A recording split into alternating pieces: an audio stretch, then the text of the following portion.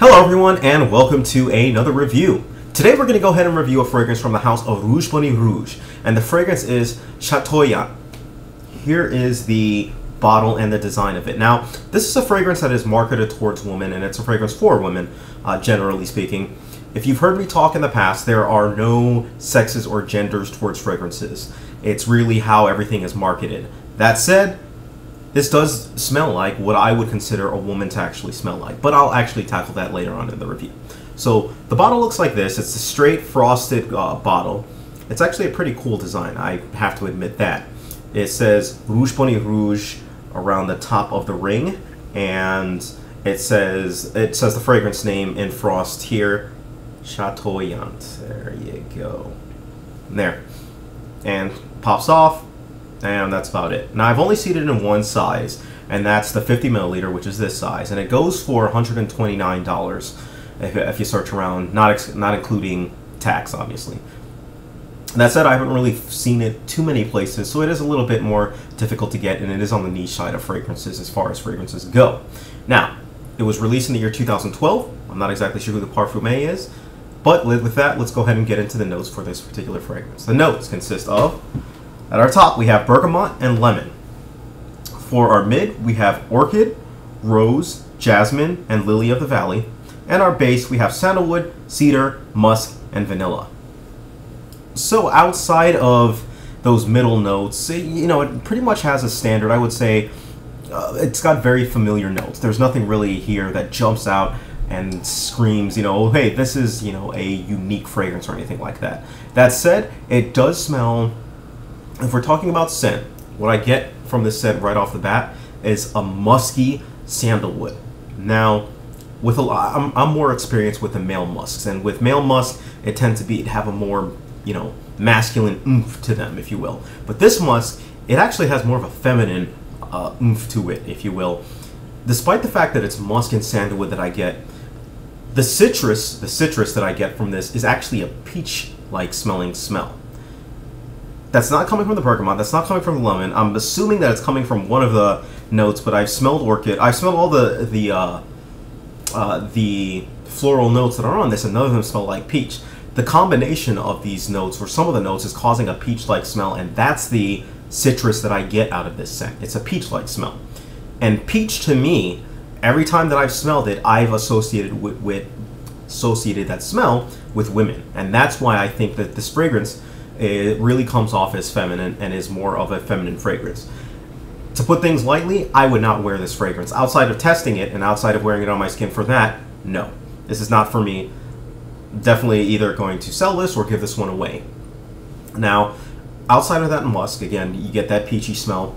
You also, as the fragrance dies down, it's a very strong peachy smell when you first spray it on, but as it begins to die down, you begin to get a little more rose. Little rose starts making its own appearance. Now, it's not a classic rose, but it's more of a light citrusy type of a rose that comes to it. And as the fragrance settles down to its final phase, you can get a lot more vanilla. You can get a lot more vanilla in it. It's going to be a nice soft sandalwood, and it's going to be a nice soft citrus. It turns into more of a citrus, but still has peachy type undertones to it. So you're going to get a peachy, vanilla, sandalwood type of a scent. So it's going to be a little bit more on the sweet side as well too. So sweet and peachy, and at the same time it has a nice little musky sandalwood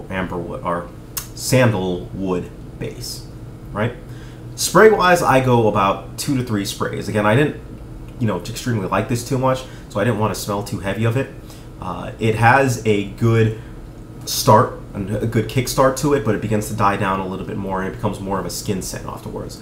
It lasts about 6 hours on my skin, and the projection is about average, and the sillage is about average too. I might be tempted to put them a little under.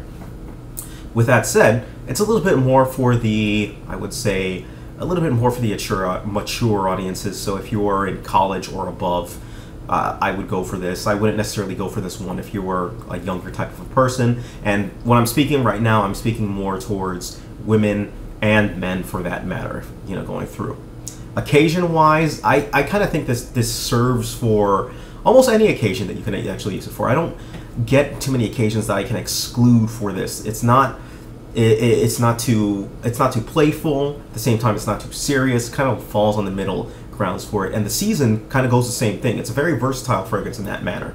Season-wise, I don't see this being restricted or relegated to any season for that matter either. It kind of falls on that middle ground for season where you can wear it in the hot weather and in the cold weather as well too.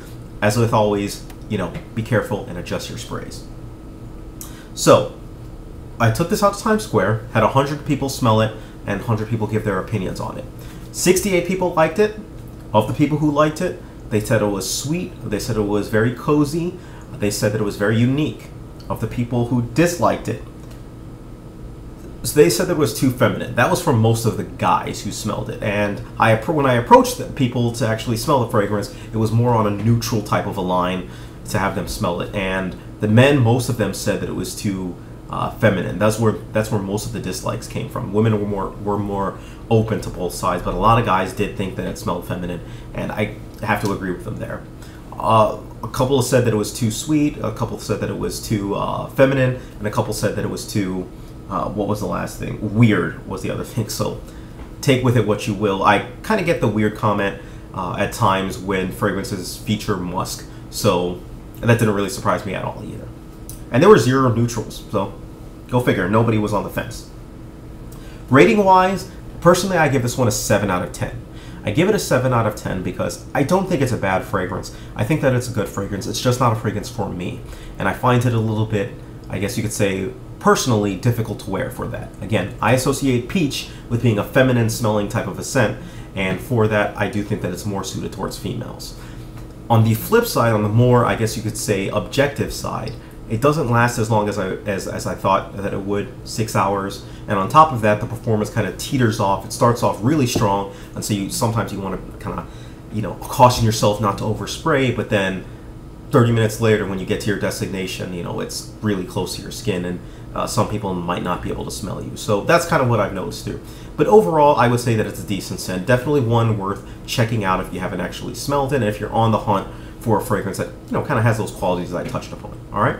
Any questions whatsoever, please feel free, send me a message, leave a note down below. Thank you, take care of yourselves, and have a great day.